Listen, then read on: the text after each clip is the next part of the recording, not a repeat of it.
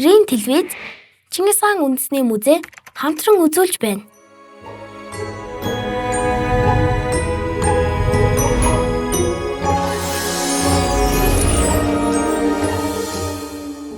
Музейд суралцахуй.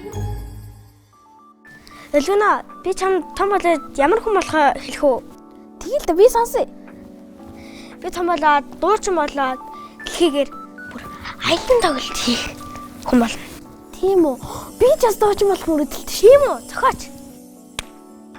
Би ягаад дуучин болохыг хүсдэг гэж би ингээд багадаа дуулдаг хүмүүсийг хараад би яг энэ хүмүүс шиг ийм хүн болно гэд яг тэгэж мөрөөдчихсэн бохгүй яг 4 настайдаа тэгэж мөрөөддөг байсан. Тэгээд би тэрнээс хашгаа зөндөө их дуу сонсоод тэгэл би тэрэндээ уяраад амар гой санагддаг байсан бохгүй. Тэрнээс олж би их дуучин болох хүсэлтэй болсон. Эсвэл бүр хаанч болмаар юм шиг. Өнөөдөр манай Монгол улс чинь ерөнхийлөгчтэй лөө. Одоо бүр болоод бивч болд юм уу? Хаяад тэгж бүр боддоо шүү дээ. Таяр ярьсан шүү хүмүүс маань одоо үе ч гэсэн байдаг. Дээрэс нь олон зуун жилийн өмнө ч гэсэн тийм хүмүүс байсан.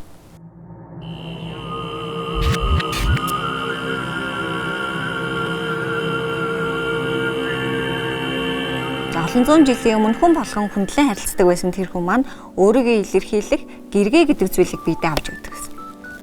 Тэр зүйл нь яг ямар хэлбэртэй зүйл байсан болоо? Археологийн малтлагч судалгаагаар болоод сурвалжийн мэдээгээр бол гэргээ нь үүрэг зориулалтаас шалтгаалаад өөр хэлбэртэй байсан. Дээрээс нь бас өөр металлаар хийдэг байсан маа. Гэргэн дээр болохоор хааны элч нарын барьж явж байгаа гэргэн дээр мөнх тэнгэрийн хүчинд гэж эхэлсэн байдаг. Тэгээд бас хааны нэр нь байдаг. Өөрөөр хаадууд байгаа шүү дээ, тий. Тэгээд тэр өөрөөр хаадуудын гэргээ илрэхдээ дандаа мөнх тэнгэрийн хүчинд гэж эхлээд тэгээд тухайн хааны бас нэр бичээстэй байдаг. Тэгэхээр одоо 800 гаруй жилийн өмнө тухайн хүмүүс тэр гэргээг хараад дээдлийн бичгээр нь болоод юугаар хийсэн бэ гэдгийг нь хараад энэ бол хааны элч юм байна. Маш чухал бичиг баримт авч явж байгаа хүн юм байна. За нэг бол маш чухал мэдээ авч явж байгаа хүн юм байна гэж үзээд хөндлөж харилцдаг байсан байхгүй юу? Яг түрүүчийн манай инхүүлээ би ийм хүн болмоор байна гэж ярьжсэн шүү дээ. Тэрнтэй адилхан. Археологч та тэр гэрээг яг ботоор нь харж байсан уу? Юу гэж дээ? Ягдгүй л тэр чинь дээр үед байсан гэхээр бараг л хараагүй хаа тий? Алаа, хурдлаж босоор. Би таарыг хаана очихыг хүсэж байгааг ойлголоо. Тэгэхээр гурлаа явцгаах уу? Тэгье л да. 1 2 3. Ямар хацаа вэ? Энэ ямар гоё агаартай юм бэ? Харин тийм ээ, сайхан байна шүү. Хөөе. Энд юу болоод байгааг тэр эгчээс очиж асууя. Тэгье. Ихчээ, энэ газрын нэрийг юу гэдэг вэ? Бас энд юу болоод байгаа юм бэ? Энэ бол их Монгол улсын нийслэл хавар хорон хотыг зорих нэг өртөө. Энд олон улсын иш төлөөлөгч нар ирж амарч буудалдаг юм шүү дээ. Тэр юу вэ?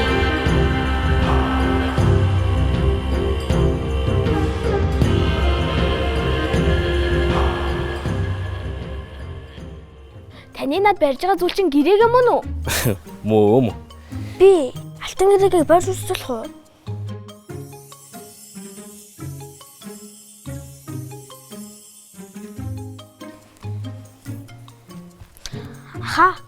Энэ алтан гэрээгээд төрөлгөж байдгүй. Эсвэл ганцхан алтан гэрээгээл байд юм уу? Гэрэг нь дотроо алтан, мөнгөн, хүрэл гэж байдгийг. Та тэгэд үүнийг авч яваад хүссэн бүхнээ биелүүлж болно гэсэн үг юм уу? Яалаа гэж. Алтан гэрэгтэй элч төлөөлөгч өртөө замаар зорчих, морь унаагаас сэлгэх, цайз бэхлэлтээр чөлөөтэй зорчих зэрэгтэл алтан гэргийг ашигладаг байхгүй юу? Элчхаа. Танд алтан гэрээгээ илүү байгаа юу? Илүү байвал надад өгчлөх үү? Яалаа гэж. Алтан гэрэг чинь Чингис хааны итгэмжлэгдсэн хүмүүст ноёд төлөөлөгч дүмтийн, зуутын ноёдод байдаг байхгүй юу? Харин чи том болоод улс орныхон төлөө үнэнчээр зүтгэж чадах юм бол алтан гэрэгтэй ч болж чадна. Та тэгээд үүнийг аваад хаагур явах уу? Алтан гэргээрээ Монголын хаадын эзэлсэн наран ургах зүгээс наран жаргах зүг хүртэл тийм их уудам мөргөн нутагт өртөө хоорондоор холбогддог юм байхгүй юу? Тэр хооронд явахдаа алтан гэргийг ашиглаж морь унаагаас сэлгэж явдгаа гэсэн үг. Илж хаа. Гэтэ тэр гэрэгэн дээрх бичгийг та надад тайлбарлаж өгч болох уу? Би ерөөсөө ойлгосонгүй. Энэ дээр мөнх тэнгэрийн хүчин дор Тэнгэрээс сойрхсан Чингис хааны зэрлэг яаралтай гэж бичсэн байгаа. За би явахгүй бол болохгүй. Хөөх тэгвэл хааны зарилгал гэсэн үг юм байна шүү дээ. Тийм байж тээ. Хааны илж морлон ирлээ. Зам тавь. Та соно. Хөөх манай инхүүлээ яг хааны илчиг орж ирж шүү. Би нэрээ илчиг орчихсон уу? Таас надад гэрэг байхгүй юм л дөө. Гэрэг байсан бол тоо. Надад ийм байгаа гэж үзүүлэхгүй юу? Гэргээ хийсэн болов? Би та хоёрт нэрийг гэргээ авчирсан. Чингис хаан үндэсний музейн боловсролын хөтөлбөрт ашигладаг гэргээ ахгүй юу? Та хоёр ямар гэргээтэй илчтэй болцсон бэ? Алтан гэрээ. Пүүх, алтан гэргээтэй юу? Тэгвэл та хоёр хааны илчтэй болцсон юм шүү. Иймэрхүү яг жинхэнэ гэрээгээ манай Монголын нутаг дэвсгэрээс олж ирсэн болов? Өнөөгийн бидний амьдарч байгаа Монгол улсын газар нутгаас бол одоогоор хараахан илрэг байгаа. Гэтэ судалгаа хийж байгаа учраас удахгүй илрэх бах. Харин өөр улс гүрнээс илэрсэн гэрээ ол маш их байгаа. Гэтэ түрүүн гуруулаа ярьж ирсэн шүү дээ, манай монголчууд 13 дугаар зууны үед газар нутгийн хэмжээнд нэг твтэй дүүцгүүц маш том байсан. Одоо бид нар Чингис хаан дэлхийн талыг эзэлсэн гэдээ ярьдаг шүү дээ, тий. Тухайн үед Чингис хааны ачгүй Хубилай хааны үед монголчуудын оршин тогтножсэн газар нутгийн хэмжээ нь бүр нэг твтэй дүүцгүүц газар байсан. Судлаачид ойролцоогоор Африк твтэй дүүцгүүц хэмжээний гэж тэмдэглэсэн байдаг. Тийм том уу? Тийм ээ. Тэгэхээр тэр том газар нутаг тухайн үед өртөөгөөс өртөө дамжиж явж исэн элчнэр маш олон байсан учраас тэдгээр улсуудаас илэрдэг. Жишээ нь Оросын албаны улс, Япон гэх зэрэг улсаас гэргээ илэрсэн байгаа.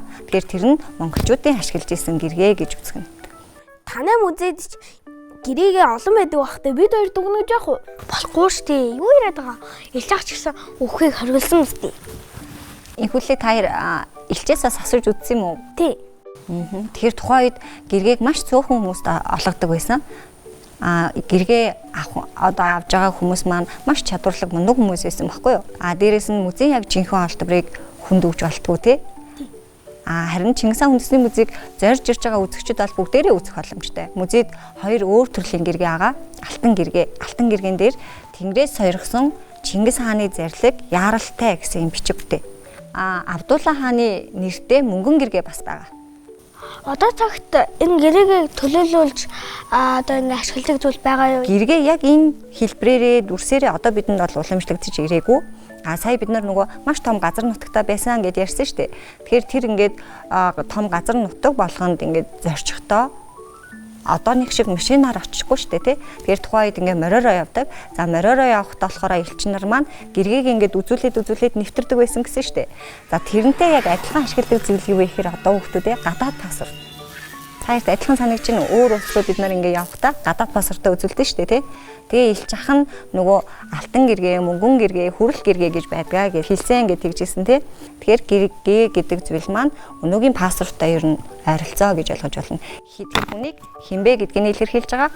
Хоёрдугаарт өөр улс руу нэвтрэх бас эрхийн гэж ойлгож байна. Манай аав дээд шүү дээ. За би тэгвэл аав дээрээ очиод та 800 жилийн өмнө амьдарч исэн бол бараг л хааны илч байсан бах нэ гэд хэлнэ. Харин тийм ээ. Археологчдод баярлалаа. Өнөөдөр бид хоёр гэрээгийн талаар мэдэж авлаа. Найзуудаа та хэд гэрээгийг харахыг хүсэж байвал Чингис хаан үндэсний музейд очоорой. Баярлалаа.